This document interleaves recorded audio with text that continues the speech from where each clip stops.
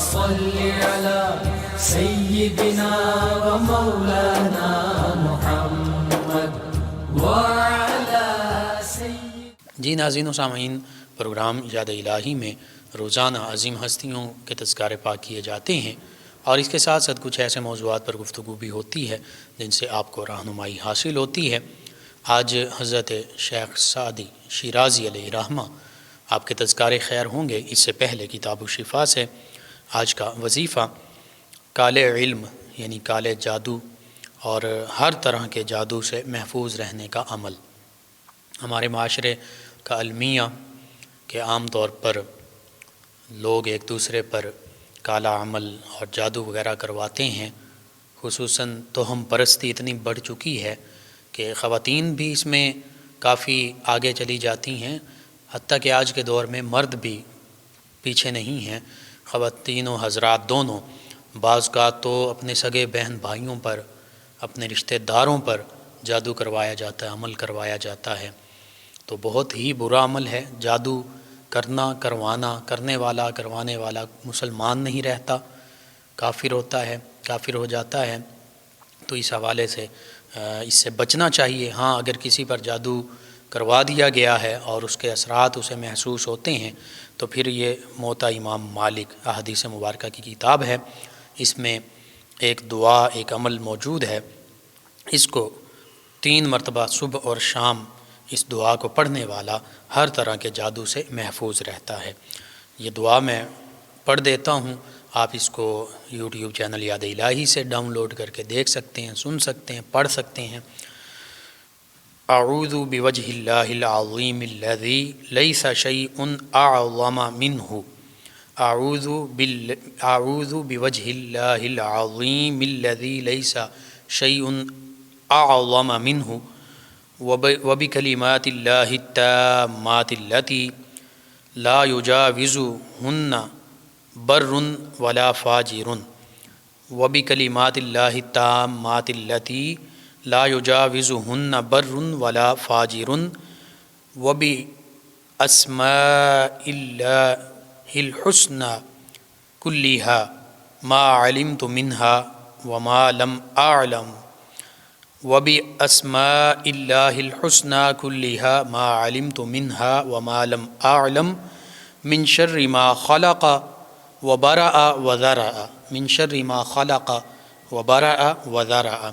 ترجمہ اس کا کچھ یوں ہے، میں اللہ تعالی کی عظمت اور شان کے شایان شان، اللہ سبحانہ و تعالی کے چہرہ اقدس جو اللہ کی شان کے لائق ہے، یعنی ظاہری جسم سے اللہ پاک ہے، اس کی پناہ لیتا ہوں جس سے عظیم کوئی اور چیز نہیں ہے، اور اللہ تعالیٰ کے مکمل کلمات کے ساتھ پناہ چاہتا ہوں جن سے کوئی نیک یا بد آگے نہیں بڑھ سکتا، اور اللہ تعالیٰ کے تمام اسماء حسنہ کے ساتھ پناہ چاہتا ہوں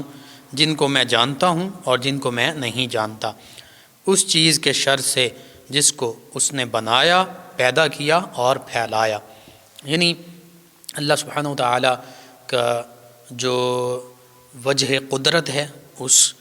کی پناہ لیتا ہوں، اللہ کے کلمات کے ساتھ، مکمل کلمات کے ساتھ پناہ چاہتا ہوں، اور وہ کلمات کہ کوئی نیک اور بد ان کلمات سے آگے نہیں بڑھ سکتا، یعنی کسی میں طاقت ہی نہیں۔ اور پھر اللہ تعالیٰ کے تمام اچھے ناموں کے ساتھ، اسماء حسنہ، تمام ہی نام اچھے ہیں، تمام اسماء حسنہ کے ساتھ جنہیں میں جانتا ہوں یا جنہیں نہیں بھی جانتا، کیونکہ ضروری نہیں کہ ہر ایک کے علم میں تمام اسماء حسنہ ہوں۔ اور پھر اس چیز کے شر سے جس کو اللہ نے بنایا، پیدا کیا اور پھیلایا۔ تو یہ دعا صبح اور شام 3 مرتبہ پڑھ لی جائے تو انشاءاللہ کالا عمل ہے، جادو ہے، کالا جادو ہے، کوئی بھی جادو ہے، آسیب ہے، سحر ہے، ان چیزوں کے شر سے اللہ تعالیٰ اپنی حفظ و امان میں رکھے گا۔ اس کے ساتھ کھانے کے مضر اثرات سے بچنے کی دعا۔ بعض اوقات ہم کھاتے پیتے ہیں، کھانا کھا رہے ہیں، کوئی بھی چیز کھا رہے ہیں، تو اس دوران اس چیز کے کوئی مضر اثرات ہو سکتے ہیں، تو ان چیزوں کے مضر اثرات سے بچنے کے لیے پہلا وظیفہ یہ ہے کہ کھانے سے پہلے اگر یہ دعا پڑھ لی جائے تو کھانے میں اگر کوئی بھی نقصان دہ چیز ہوگی تو انشاءاللہ نقصان نہیں دے گی۔ وہ دعا کیا ہے، اور یہ دعا بھی حدیث مبارکہ میں بھی موجود ہے، کھانے سے پہلے ایک مرتبہ پڑھ لی جائے تو کھانے میں اگر کوئی نقصان دہ چیز ہے تو نقصان اللہ سبحانہ وتعالیٰ کی طرف سے نہیں ہوگا، اللہ تعالیٰ حفاظت میں رکھے گا، نقصان سے بچائے گا۔ لیکن اس کے علاوہ بھی اگر یہ دعا 3 مرتبہ صبح شام پڑھ لی جائے تو انشاءاللہ اللہ کی حفاظت میں آ جائیں گے۔ دعا کیا ہے؟ بسم اللہ الذی لا یضر مع اسمہ شیء فی الارض ولا فی السماء وہو السمیع العلیم۔ بسم اللہ الذی لا یضر مع اسمہ شیء فی الارض ولا فی السماء وہو السمیع العلیم۔ دوسرا، کھانے کے مضر اثرات سے بچنے کا وظیفہ۔ اگر کوئی شخص سورۃ البینہ 30ویں پارے میں موجود ہے، یہ لم یکن الذین کفروا من اہل الکتاب، پڑھ کر سورۃ البینہ پڑھ کر کھانے سے پہلے کھانے پر دم کر لے، اپنے اوپر دم کر لے، تو اگرچہ کھانا زہر شدہ بھی ہو، پوائزنس بھی ہو، تو زہر شدہ کھانے کا اثر بھی نہیں ہوگا۔ اور سیدنا عمر فاروق اعظم رضی اللہ عنہ، سیدنا خالد بن ولید رضی اللہ عنہ، ان صحابہ کرام علیہم الرضوان کے واقعات ملتے ہیں کہ زہر تک جو ہے بسم اللہ الرحمن الرحیم پڑھ کے کھا لیا، تو سیدنا خالد بن ولید رضی اللہ عنہ نے وہ جو زہر کھایا تو صرف پسینہ آیا جسم پر بہت زیادہ، لیکن جب بسم اللہ کا نام لے کر اس کو اللہ پر یقین رکھتے ہوئے کھا لیا تو اس زہر نے بھی اثر نہیں کیا۔ تو بس یقین کامل اللہ سبحانہ وتعالیٰ کی ذات پر رکھتے ہوئے، اللہ سبحانہ وتعالیٰ کا کلام قرآن مجید، فرقان حمید، نبی رحمت صلی اللہ علیہ وآلہ وسلم کے فرامین جو حدیث مبارکہ کی شکل میں، دعاؤں کی شکل میں ہیں، یا اسماء حسنہ ہیں، نبی رحمت صلی اللہ علیہ وآلہ وسلم کے اسماء مبارکہ ہیں، ان کو پڑھا جائے تو انشاءاللہ یقین کے ساتھ جب پڑھیں گے تو اللہ سبحانہ وتعالیٰ شفا عطا فرمائے گا، حتیٰ کہ زہر کے اثر سے بھی محفوظ رکھے گا۔ تو یوں یہ کالے جادو سے بچنے کا اور محفوظ رہنے کا عمل اور کھانے کے مضر اثرات سے بچنے کی دعا یہ آپ اپنے معمول کا حصہ بنائیے، آپ کو ضرورت ہے، آپ لازمی اس کو پڑھیں، اپنے رشتہ داروں تک پہنچائیے، اعزاء اقرباء دوست احباب کو بتائیے، اپنے پڑوسیوں محلے داروں کو بتائیے، امت مسلمہ تک پہنچائیے۔ میرے آپ کے ہمارے بتانے سے اگر امت مسلمہ میں سے ہمارے کسی بھی مسلمان بہن بھائی کا فائدہ ہوتا ہے تو یہ انشاءاللہ ہمارے لیے بھی دین و دنیا اور آخرت کی بھلائی اور فائدے کا باعث ہوگا، نجات کا باعث ہوگا۔ اللہم صلی علی سیدنا و مولانا محمد وعلی سید۔ ناظرین و سامعین، حضرت شیخ سعدی شیرازی علیہ رحمہ، آپ کا نام نامی اسم گرامی حضرت شیخ شرف الدین مصلح الدین سعدی شیرازی علیہ رحمہ ہے، مکمل نام۔ آپ کے والد گرامی وہ بھی عالم دین اور اللہ کے نیک بندے درویش تھے، اگرچہ وہ آپ کی بچپن میں ہی وفات پا گئے، لیکن جو عرصہ آپ کو اپنے والد گرامی کے زیر تربیت رہنے کا موقع ملا اس میں آپ کے والد گرامی نے آپ کی بہت زیادہ اچھے طریقے سے تعلیم و تربیت اور پرورش کا انتظام کیا، بہت اچھی تربیت آپ کو دی۔ آپ کے والد گرامی کے بعد آپ کی والدہ ماجدہ جو ہیں وہ حیات رہیں، حتیٰ کہ یہاں تک تذکروں میں ملتا ہے کہ آپ کی جوانی تک آپ کی والدہ ماجدہ جو تھیں وہ حیات تھیں۔ آپ ایک ہی وقت میں عالم دین بھی تھے، عالم ظاہر بھی تھے، عالم باطن بھی تھے، اس کے ساتھ ساتھ درویش اور صوفی بھی تھے، اور ایک عظیم مصلح بھی تھے اور سیاح بھی تھے، ٹورسٹ بھی تھے۔ اور آپ کی زندگی جو ہے 6 صدی ہجری کے اختتام پر آخری سالوں میں آپ کی ولادت باسعادت ہوتی ہے ایران کے شہر شیراز میں، اور 7ویں صدی ہجری کے آخری سالوں میں آپ کا وصال ہوتا ہے۔ تو یوں مختلف تذکرہ نگاروں نے آپ کی زندگی کم و بیش 100 سال لکھی، کچھ نے 120 سال کا بھی ذکر کیا اور 102 سال کا بھی ذکر ملتا ہے، یعنی 100 سال یا 100 سال سے کم و بیش آپ کی عمر تھی۔ اور پھر اس عمر میں بھی آپ کے عمر کے 3 حصے خاص طور پر کیے جاتے ہیں کہ پہلے 30 سال جو ہیں مورخین لکھتے ہیں کہ وہ آپ نے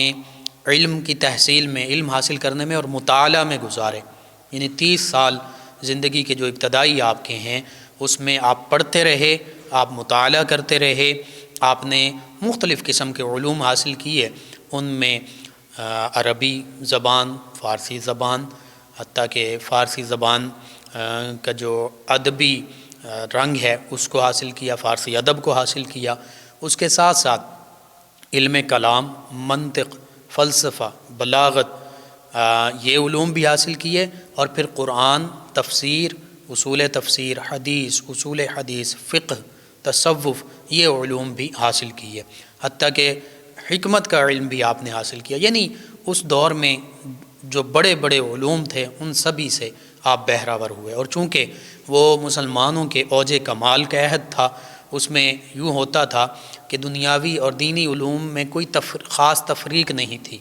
جو اس وقت کی یونیورسٹیز تھیں، کیونکہ آپ نے جامعہ نظامیہ بغداد سے علم حاصل کیا، یعنی نظامیہ یونیورسٹی بغداد، جامعہ کا معنی ہے یونیورسٹی۔ آج جو ہم یہ لفظ بولتے ہیں یونیورسٹی، یہ اصل میں اگر اس کو عربی یا اردو میں ٹرانسلیٹ کریں تو اس کا مطلب ہوتا ہے جامعہ۔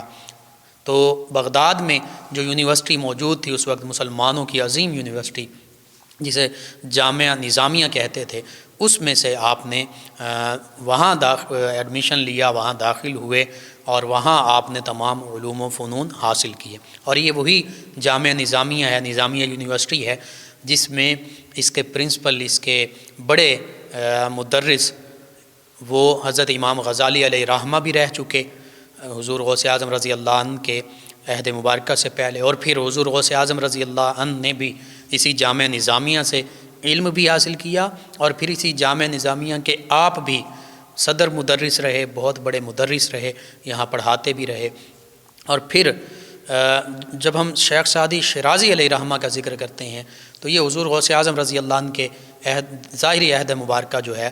571 میں غالباً حضور غوث اعظم رضی اللہ عنہ کا وصال ہوتا ہے، تو اس کے بعد ان کی ولادت ہوتی ہے۔ اور ابن جوزی علیہ رحمہ جو حضور غوث اعظم رضی اللہ عنہ کے تربیت یافتہ ہیں، فیضان یافتہ ہیں، انہی سے شیخ سعدی علیہ رحمہ فیضان پاتے ہیں علم ظاہر میں، اور پھر علم باطن میں شیخ سعدی علیہ رحمہ نے جو فیضان پایا ہے وہ بھی حضور غوث اعظم رضی اللہ عنہ کے فیضان یافتہ حضرت شیخ شہاب الدین سہروردی علیہ رحمہ ہے۔ یعنی یوں سمجھ لیجئے کہ حضور غوث اعظم رضی اللہ عنہ کا علمی ظاہری علم اور باطنی علم کا فیضان یوں علامہ ابن جوزی علیہ رحمہ اور حضرت شیخ شہاب الدین سہروردی علیہ رحمہ، ان دو ہستیوں سے حضرت شیخ سعدی شیرازی علیہ رحمہ کو حاصل ہوا۔ اور 30 سال یہ آپ نے جامعہ نظامیہ میں اور دیگر جگہوں پر اپنے علاقے شیراز میں بچپن میں علوم فنون حاصل کرتے ہوئے، مطالعہ کرتے ہوئے گزارے، پہلے زندگی کے ابتدائی 30 سال۔ پھر اگلے 30 سال جو ہیں یہ آپ نے سفر میں، سیر و سیاحت میں اور اشعار لکھنے میں گزارے، یوں آپ کی 60 سال زندگی ہوئی۔ اور پھر جو اگلے 30 سال ہیں، تیسرے 30 سال یعنی 90 سال کی عمر مبارکہ تک آپ نے مراقبہ، مجاہدہ اور سلوک و عرفان کے ساتھ جو آپ نے کلام لکھا تھا، اس کلام کی ترکیب، اس کلام کو ترتیب دینے میں، مکمل کرنے میں گزارے۔ 90 برس ہو گئے، اور آخری 12 سال، اگر 102 سال آپ کی عمر جو ہے اس کو کاؤنٹ کیا جائے تو آخری 12 سال، اور اگر 120 سال کاؤنٹ کیا جائے تو آخری 30 سال جو ہیں یہ آپ نے گوشہ نشینی میں گزارے، یہ آپ نے اللہ کی خاص طور پر یاد میں گزارے۔ وہ جو وذکر اسم ربک وتبتل الیہ تبتیلا کا حکم ملتا ہے کہ اپنے رب کے نام کا ذکر کرو، اور یوں ذکر کرو، اللہ کو یوں یاد کرو کہ دنیا سے کٹ کر بس اللہ ہی کے ہو رہو۔ تو یوں آخری 12 یا 30 سال جو ہیں آپ نے اس طرح گزارے۔ آپ کا جب ہم ذکر کرتے ہیں تو چونکہ شیخ شہاب الدین سہروردی علیہ رحمہ پہلے اپنے والد گرامی سے فیضان پایا، پھر جامعہ نظامیہ سے فیضان پایا، پھر شیخ شہاب الدین سہروردی علیہ رحمہ سے فیضان پایا، تو شیخ شہاب الدین سہروردی علیہ رحمہ بہت عظیم بزرگ ہیں، سلسلہ سہروردیہ کے پیشواؤں میں سے ہیں، رہنماؤں میں سے ہیں، رہبروں میں سے ہیں۔ اور یہاں اگر بر صغیر پاک و ہند میں شیخ شہاب الدین سہروردی علیہ رحمہ اور سلسلہ سہروردیہ کے فیضان کا ذکر کیا جائے تو حضرت خواجہ بہاؤالدین زکریا ملتانی علیہ رحمہ یہ بھی شیخ شہاب الدین سہروردی علیہ رحمہ ہی کے مرید اور خلیفہ ہیں۔ یوں اس حوالے سے جب ہم دیکھتے ہیں تو شیخ سعدی شیرازی علیہ رحمہ اور شیخ شہاب الدین سہروردی علیہ رحمہ آپس میں پیر بھائی بھی ہیں۔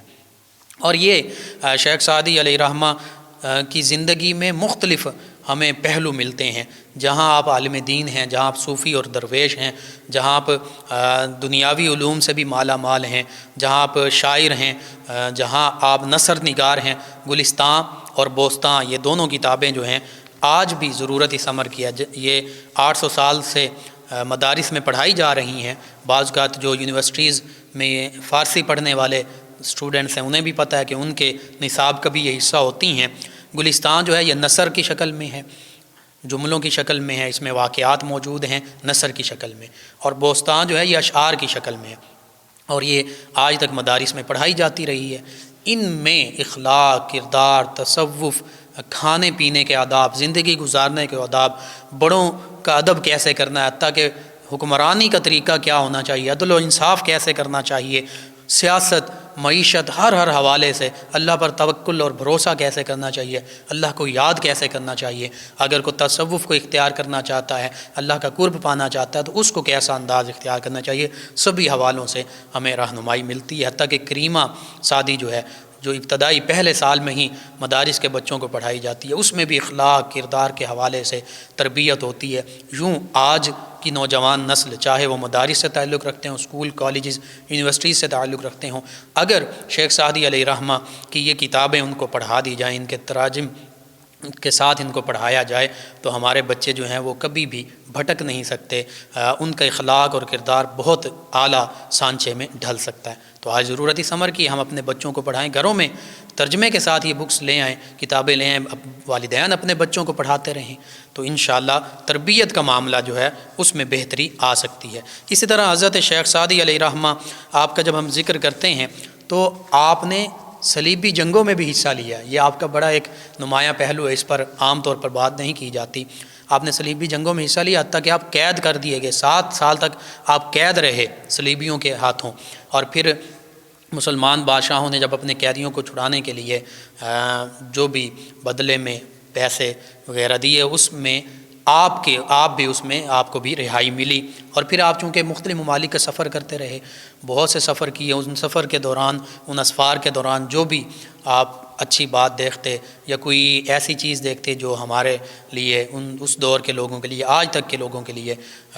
اس میں کوئی سبق ہوتا، تو اس کو آپ بوستان میں، گلستان میں آپ نے لکھ دیا بڑے اچھے انداز کے ساتھ، حتیٰ کہ آپ اپنے مرشد گرامی کے ساتھ بھی کعبۃ اللہ مدینہ طیبہ حاضر ہوئے، اور خود بھی 12 دفعہ پیدل چل کر آپ نے حج کی سعادت حاصل کی، اور آپ کا بچپن کا جو زمانہ ہے یہ سعد بن زنگی اس کا زمانہ ہے، اور جو آپ کا جوانی کا زمانہ ہے یہ ابو بکر بن سعد اس بادشاہ کا زمانہ ہے، یعنی نور الدین زنگی علیہ رحمہ اسی خاندان سے تعلق رکھنے والے یہ بادشاہ موجود ہیں۔ صلیبی جنگوں کا دور ہے، آپ نے صلیبی جنگوں میں شرکت کی ہے، جہاد کیا ہے، اور پھر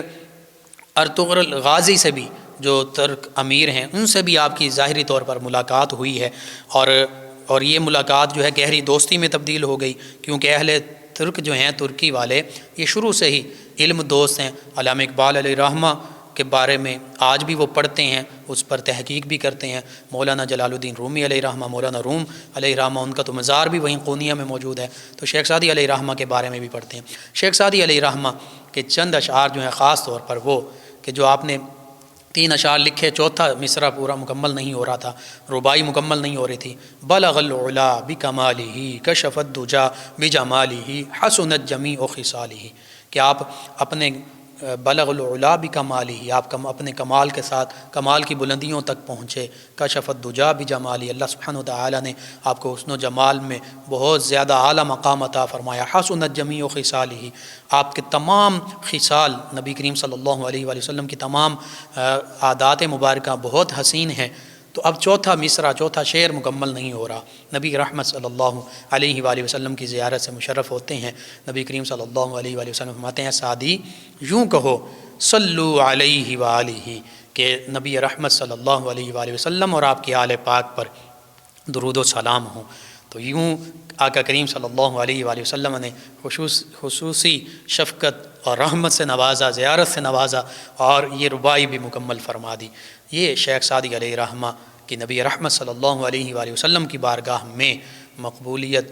اور محبوبیت کا عالم تھا۔ تو یوں یہ لوگ وہ لوگ ہیں کہ آج یورپ ان پر ریسرچ کر رہا ہے، اپنے بچوں کو پڑھاتا ہے، وہاں یونیورسٹیز میں اس پر تحقیق ہوتی ہے۔ آج ضرورت اس امر کی ہے کہ ہم ان عظیم ہستیوں کی زندگیوں کو پڑھیں، ان کی کتابوں کو پڑھیں اور اپنے بچوں کو پڑھائیں، تاکہ ہماری زندگیوں میں بھی ان کی کتابیں قرآن و سنت ہی کے سانچے میں ڈھلی ہوئی ہیں، انہی کے مطابق لکھی گئی ہیں، تاکہ ہمارے بچوں کی تعلیم و تربیت بہتر ہو، اخلاق اور کردار بہتر ہو۔ اللهم صل على سيدنا ومولانا محمد وعلى سيدنا۔ ناظرین و سامعین، اس دوران ہمیں جوائن کیا ہے ہماری لسنر ہیں دعا جٹ صاحبہ، اور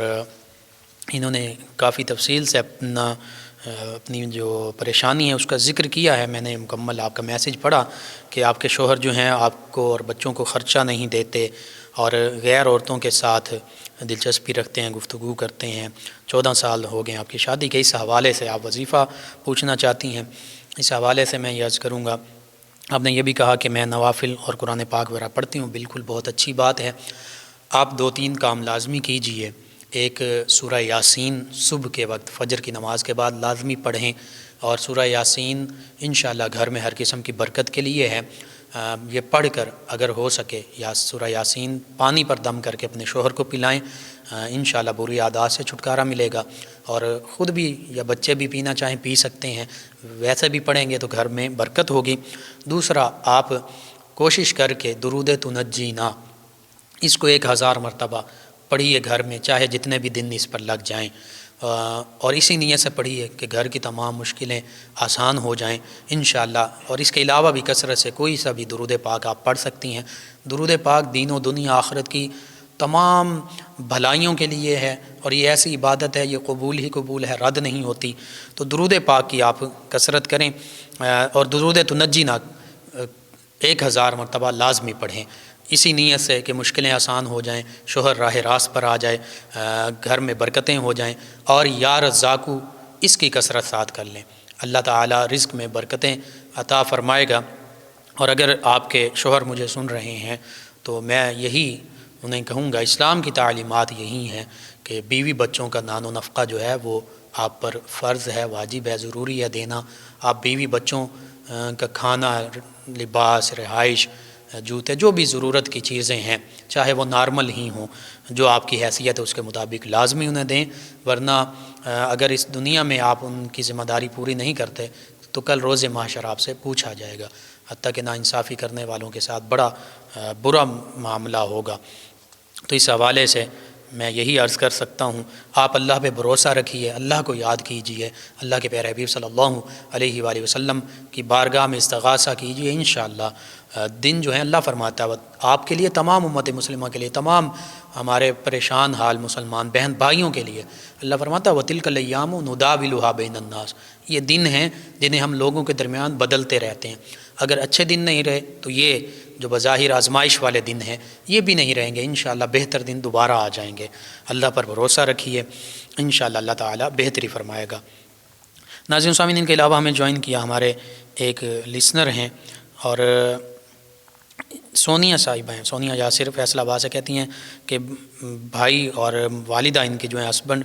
کو ان سے بات نہیں کرتی، تو ان کے لیے بھی، اور دعا جٹ صاحبہ آپ کے لیے بھی، دیگر بھی جو گھر میں آپس میں کوئی بھی مسئلہ ہے، میاں بیوی کے درمیان، بہن بھائیوں کے درمیان، رشتہ داروں کے درمیان لڑائی جھگڑا ہے، محبت الفت نہیں ہے، نفرت ہے، تو یا ودودو یا رؤوف یا رحیم اس کو 1001 مرتبہ پڑھ کر، اول آخر 11 مرتبہ درود پاک پڑھ کر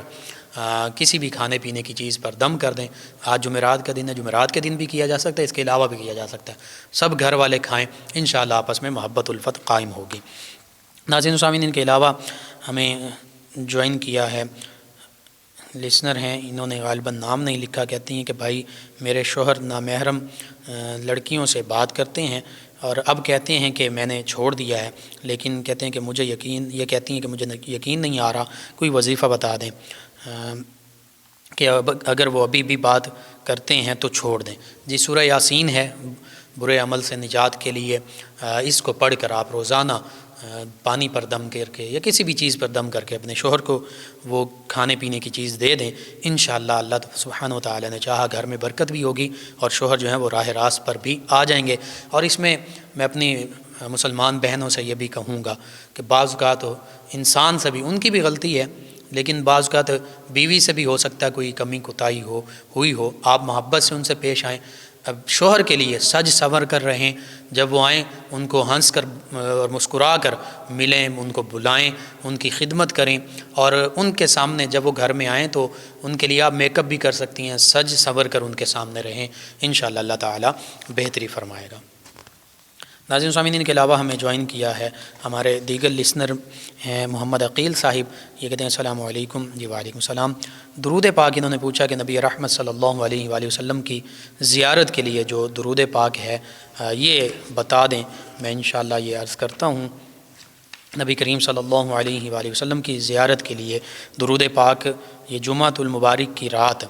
یعنی آج جو رات آ رہی ہے جمعہ کی رات، 2 رکعت نماز نفل پڑھے جائیں کہ ہر رکعت میں سورہ فاتحہ کے بعد 25 مرتبہ سورہ اخلاص پڑھ کر 1000 مرتبہ یہ درود پاک پڑھا جائے، صلی اللہ علی سیدنا محمد النبی الامی، صلی اللہ علی سیدنا محمد النبی الامی۔ انشاءاللہ دوسرا جمعہ آنے سے پہلے ہی اس پڑھنے والے کو خواب میں رحمت عالم صلی اللہ علیہ وآلہ وسلم کی زیارت کا شرف حاصل ہوگا۔ اور اسی طرح ایک یہ درود پاک ہے کہ جس شخص نے ہمیشہ دن رات میں 500 مرتبہ یہ درود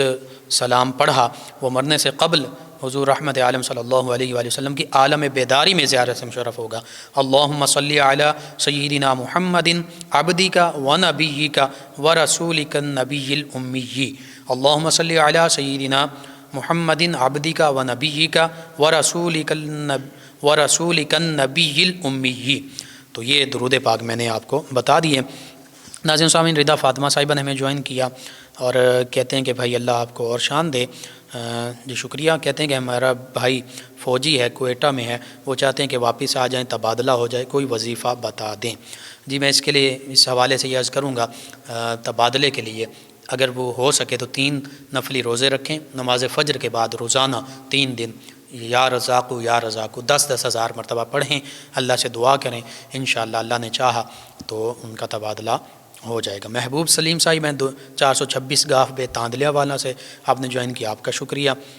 اور رضا فاطمہ صاحبہ نے ایک اور بھائی کے بارے میں پوچھا کہ ان کی نوکری کے لیے وظیفہ، ان کے لیے بھی یہی وظیفہ یا رزاقو والا جو عمل میں نے بتایا ہے اس کو، اور ویسے بھی کثرت سے یہ پڑھتے رہیں۔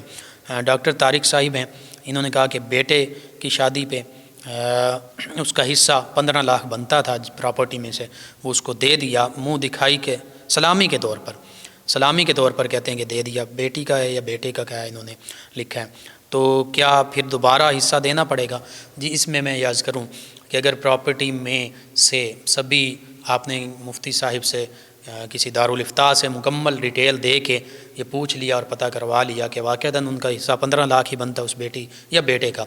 تو پھر سلامی کے طور پر نہیں بلکہ آپ اس کے حصے کے طور پر اس کو دیں، سلامی کے طور پر نہیں دے سکتے، کیونکہ یہ حصہ دینا تو فرض واجب لازمی ہے، تو سلامی میں نہیں دینا بلکہ اس کے حصے کے طور پر دینا اور اس کو بتا دینا کہ آپ کا حصہ آپ کو دے دیا ہے۔ لیکن اس میں پہلے رہنمائی لے لیں تو زیادہ بہتر ہے، تاکہ کمی بیشی نہ ہو کہ کم حصہ نہ دے دیا ہو یا زیادہ نہ دے دیا ہو، دوسروں کا حق نہ مارا جائے۔ علی صاحب ہیں فیصل آباد سے، کہتے ہیں السلام علیکم بھائی، میسیج کا انہوں نے کہا کہ نہیں پڑھتے، چلیں جی۔ انہوں نے کہا کہ میری بہن کی شادی کو 1 سال ہو گیا ہے اور جب سے شادی ہوئی ہے ہر وقت کسی نہ کسی ٹینشن میں رہتی ہیں، بیمار بھی رہتی ہیں، اور ان کے شوہر کے کاروبار کے لیے کوئی وظیفہ بتا دیں، اور میری بہن کو اولاد کا وظیفہ بھی بتا دیں ٹینشن سے بچنے کا۔ جی میں عرض کرتا ہوں کاروبار کے لیے یہی وظیفہ یا رزاقو یہ کر لیں، یہ بہت بہتر ہے، یا مسبب الاسباب یہ پڑھ سکتے ہیں، اللہ سبحانہ و تعالیٰ اسباب پیدا فرمانے والا۔ ٹینشن سے بچنے کے لیے درود پاک کی کثرت کریں، نماز اور تلاوت قرآن پاک کا معمول بنائیں، اور اولاد کے لیے 2 یا 3 سال تک بھی اگر اولاد نہ ہو تو اس میں کوئی پریشانی کی ضرورت نہیں ہوتی، میڈیکلی بھی طبی طور پر بھی ڈاکٹرز یہ کہتے ہیں کہ 2 سے 3 سال تک کوئی پریشانی کی ضرورت نہیں ہوتی۔ پھر بھی میں عرض کر دیتا ہوں سورۃ الکوثر، انا اعطیناک الکوثر، بسم اللہ الرحمن الرحیم کے ساتھ اس کو پڑھنا ہے، اور اول آخر تعداد میں درود پاک پڑھنا ہے. کوشش کریں روزانہ 111 مرتبہ میاں بیوی دونوں پڑھ لیں یا کوئی ایک بھی پڑھ لے. انشاءاللہ اللہ تعالیٰ اپنے حبیب مکرم صلی اللہ علیہ وآلہ وسلم کے تصدق سے اولاد نرینہ سے نوازے گا. حمزہ صاحب نے خواب بیان کیا، مردہ کو 3 مرتبہ مختلف صورتوں میں دیکھا خواب میں، تو اس میں کوئی ایسا گھبرانے کی ضرورت نہیں ہے. عام طور پہ اپنے آپ کو یہ کسی کو بھی مردہ دیکھنا عام طور پہ یہ لمبی زندگی کی علامت ہوتی ہے، تو گھبرانے کی ضرورت نہیں ہے. عروج افضل صاحب ہیں، شادی کا وظیفہ پوچھا. بیٹیوں کے لیے بچیوں کے لیے کہ جمعۃ المبارک کے دن سورہ آل عمران کی آیت مبارکہ 9 کو 313 مرتبہ اول آخر تعداد میں درود پاک کے ساتھ پڑھیں، ویسے بھی پڑھ سکتے ہیں. ناظرین سامعین، اظہر صاحب ہیں، انہوں نے ہمیں جوائن کیا. طارق صاحب ہیں، حافظ شفقت صاحب ہیں اور علیم صاحب ہیں فیصل آباد سے.